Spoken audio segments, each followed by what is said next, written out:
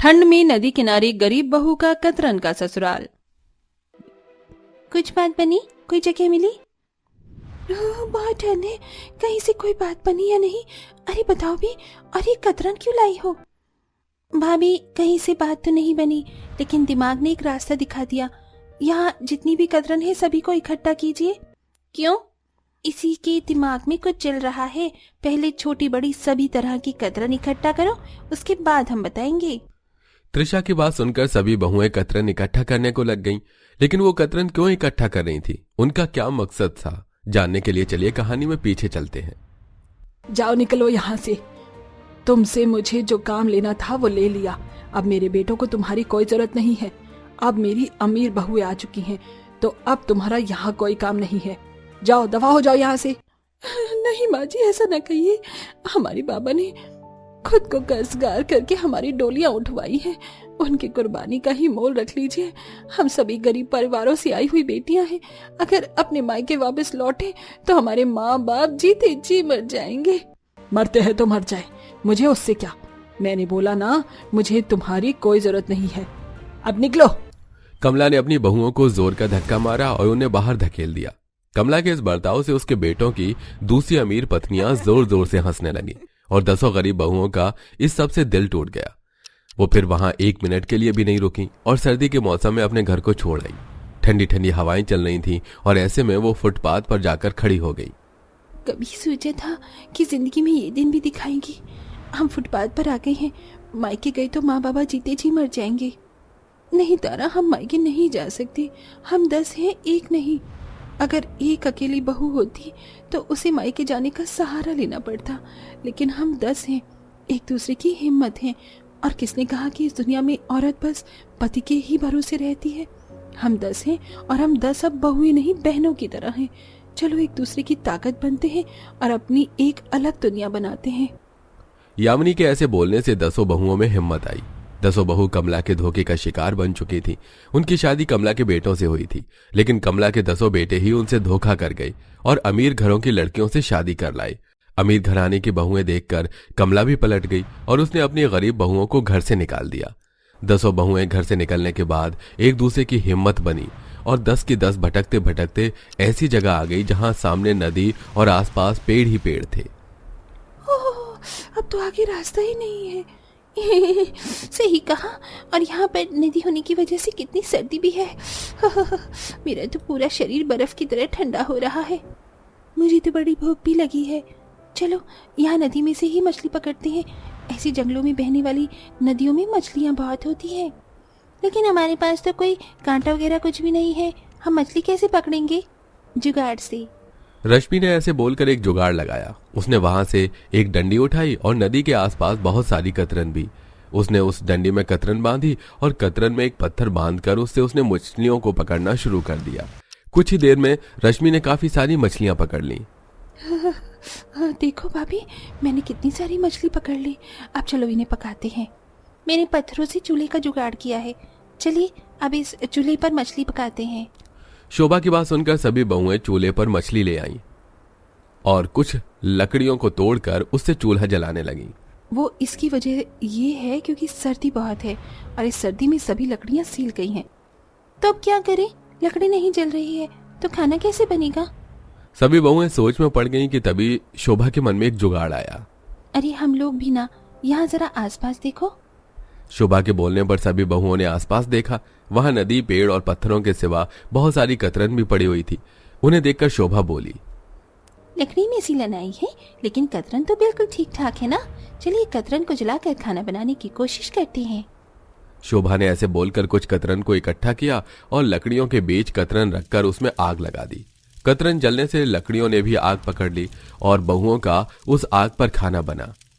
लेकिन यह परेशानी बस यहीं तक नहीं थी। पेट भर जाने के बाद बहुओं के पास अभी भी एक घर की समस्या खड़ी हुई थी। खाने का तो जुगाड़ हो गया, लेकिन अब रहने का क्या करें? हमें कोई अपने घर में तो रखेगा नहीं। हो, सही कहा। और इस सर्दी में बिना किसी घर के तो गुजारा करना भी बहुत मुश्किल है। चलो भाभी, जैसे हम YouTube पर कहानी देखते थे 5 बहुओं की जो जुगाड़ू होती थी और अपना घर घास से, मिट्टी से और लकड़ी वगैरह से बनाती थी, ऐसे ही हम भी अपना घर बना लेते हैं। बेकार बातें मत करो सिया, ऐसा बस कहानी में होता है, वरना भला घास का घर भी कभी बनता है। अगर हम जुगाड़ भी लगाएं तब भी हम किस चीज का घर बनाएंगे? सभी बहुएं सोचने लगीं और खूब दिमाग लगाने लगीं, क्योंकि उन्हें एक ठिकाने की बहुत ज्यादा जरूरत थी, लेकिन किसी को कुछ समझ नहीं आया। शाम भी हो चुकी थी। ऐसे में बहुओं ने उस जगह पर फैली हुई कतरन को बीना और थोड़ी थोड़ी कतरन ओढ़कर वो दसों लेट गई और ठिठुरते हुए उनकी रात कटी। ऐसे ही अगली सुबह। हे भगवान, सारी रात इतनी ज्यादा सर्दी लगी है कि लग रहा था कि मेरा तो राम नाम सत्य ही हो जाना है। ऐसा मत कहिए भाभी, हम सभी एक दूसरे की ताकत हैं। अच्छा भाभी, मैं क्या सोच रही थी, गांव में किसी घर की तलाश कर ही लेते हैं, क्योंकि ऐसे गुजारा करना बहुत मुश्किल है। ठीक है। त्रिशा और ईशा दोनों बाहर गांव में घर की तलाश में निकल आईं, लेकिन उन्हें किसी ने भी अपने घर में पनाह नहीं दी। अंत में वो दोनों जंगल की ही तरफ को आने लगी कि तभी ईशा ने एक तिरपाल का घर देखा और उसके कदम वहीं रुक गए। त्रिशा भाभी देखो, ये तिरपाल से लोगों ने बसेरा बनाया हुआ है। अरे हाँ भाभी, हम भी ऐसे ही घर बना सकते हैं। तुम्हारा दिमाग तो सही है ईशा, हमारे पास तो तिरपाल तक नहीं है, हम भला ये घर कैसे बना सकते हैं? कतरन सी। भले ही हमारे पास तिरपाल नहीं है, लेकिन नदी के पास कितनी सारी कतरन तो है ना, हम कतरन से अपना घर बनाएंगे। इससे नदी के पास सफाई भी होगी और हमारा भी घर बन जाएगा। ईशा की बात सुनकर त्रिशा भी सोच में पड़ गई और रास्ते में उन्हें जितने भी कतरन मिली उन्होंने उन सबको इकट्ठा किया और वो सभी बहुओं के पास ही आ गईं।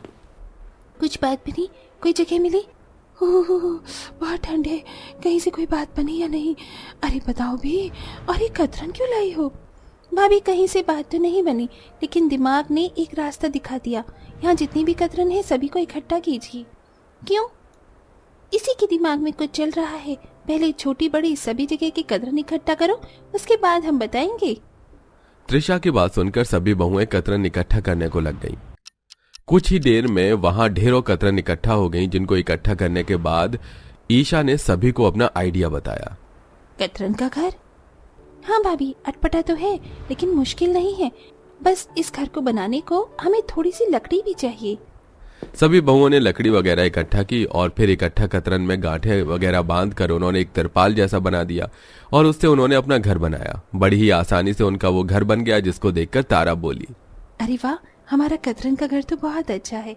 इस तरह से यहाँ का कचरा भी साफ हो गया और हमें भी बसेरा मिल गया। भाभी, हमने इतनी कतरन काम में ले ली है, लेकिन तभी देखो यहाँ कितनी कतरन और है, तो क्यों ना हम इनसे फायदा उठाएं?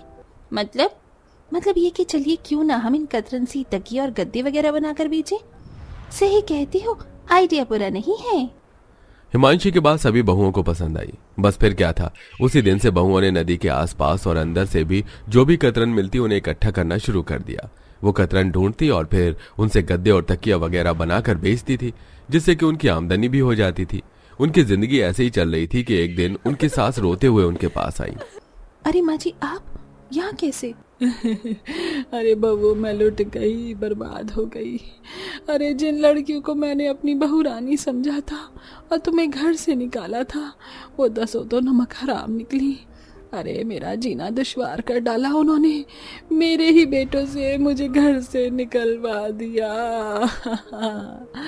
अब मेरा कोई ठिकाना नहीं है। बहुओं, मेरे ऊपर रहम करो। कमला की हालत देखकर 10 बहुओं को उसके ऊपर तरस आ गया और वो उससे बोली, माँ जी देखा आपने, किसी का दिल दुखाकर कभी भी कोई सुकून से नहीं रह सकता। अपने कर्मों की सजा इसी दुनिया में ही मिलती है और मिलकर ही रहती है। आपको भी मिली, लेकिन चलिए हम आपको माफ करते हैं। आपकी बेवफाई ही सही, लेकिन उसने हमें आत्मनिर्भर होने का तरीका तो सिखा दिया। आइए, हमारे कतरन के ससुराल में आपका भी स्वागत है। बहुओं ने कमला को अपने साथ इतना ज्यादा बुरा करने पर भी माफ कर दिया और जब वो बेसहारा हुई तो उसे अपने बसेरे में जगह भी दी। अपनी बहुओं का इतना बड़ा दिल देखकर अब कमला को अपने किए का पछतावा हो रहा था। अब कमला सुधर गई थी। वो अपनी बहुओं के पास रही और उनकी ही तरह उसने जीना शुरू किया। अब वो भी कतरन इकट्ठा करती और उनसे गद्दे और तकिया वगैरह बनाने में अपनी बहुओं की मदद करती थी। बहुएं उन्हें बेचती और अपना गुजारा चलाती और अब सब कुछ ठीक हो चुका था।